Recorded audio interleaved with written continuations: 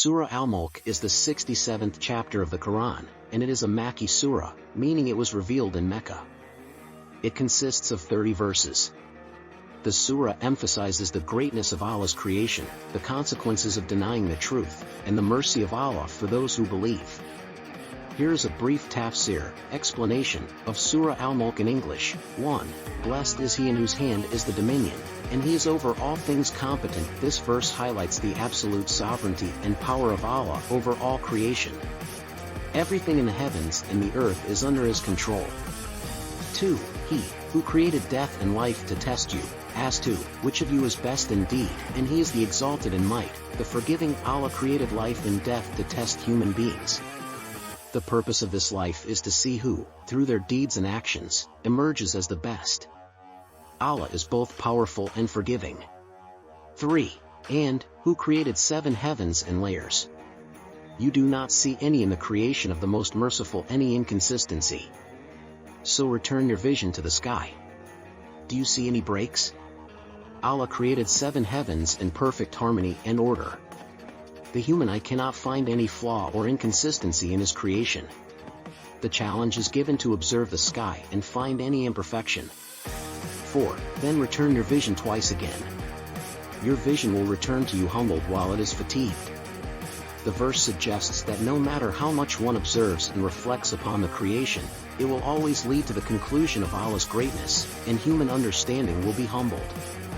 5. And we have certainly beautified the nearest heaven with stars and have made, from them what is thrown at the devils and have prepared for them the punishment of the blaze. Allah adorned the nearest heaven with stars, and these stars serve multiple purposes, including being used as missiles against the devils who try to eavesdrop on the conversations of the angels in the heavenly realms. 6. And for those who disbelieved in their Lord is the punishment of hell, and wretched is the destination. This verse emphasizes the consequences of disbelief, warning about the punishment of hell for those who reject their Lord. 7. When they are thrown into it, they hear from it a dreadful inhaling while it boils up. The description of the punishment in hell is depicted vividly, with the inhabitants hearing a terrifying inhaling sound and witnessing the intense boiling of the hellfire. 8. It almost bursts with rage. Every time a company is thrown into it, its keepers ask them, "Did there not come to you a warner?" The hellfire is so fierce that it seems ready to burst with rage. The keepers of hell ask those who are thrown into it whether a warner had not come to them during their life on earth. 9. They will say, "Yes, a warner had come to us, but we denied and said, Allah has not sent down anything." You are not but in great error. The disbelievers will acknowledge that a warner had indeed come to them, but they rejected the message and claimed that nothing had been revealed by Allah. They will admit their error but too late. 10. And they will say, "If only we had been listening or reasoning, we would not be among the companions of the blaze." Regretful, they will express a wish that they had listened and reasoned, which would have saved them from the torment of hell. 11. And they will admit their sin, so it is alienation for the companions of the blaze. The disbelievers will confess their sins, but their acknowledgement will not benefit them, as they are destined for the punishment of hell. 12. Indeed, those who fear their Lord unseen will have forgiveness and great reward. This verse shifts to a more positive note, mentioning the reward for those who fear Allah in private and engage in righteous deeds. They will receive forgiveness and a great reward. 13. And conceal your speech or publicize it, indeed, he is knowing of that within the breasts. Allah knows the innermost thoughts and feelings of the hearts, whether they are expressed openly or kept hidden. 14. Does he who created not know, while he is the subtle, the acquainted? The rhetorical question is posed, emphasizing that the Creator is well aware and knowledgeable about his creation. 15. It is he who made the earth tame for you, so walk among its slopes and eat of his provision, and to him is the resurrection. Allah has made the earth subservient to human beings, providing sustenance for them. The verse also reminds that everyone will be resurrected to face their deeds. 16. Do you feel secure that he who holds authority in the heaven would not cause the earth to swallow you and suddenly it would sway? A reminder that despite the apparent stability of the earth, one should not feel secure from Allah's power to cause earthquakes or other natural disasters. 17.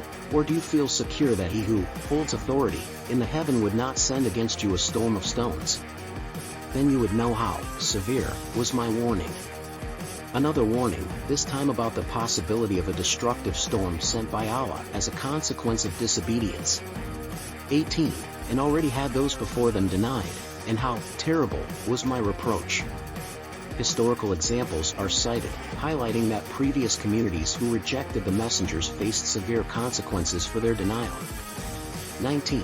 Do they not see the birds above them with wings outspread and, sometimes, folded in? None holds them aloft, except the most merciful. Indeed, he is, of all things, seeing.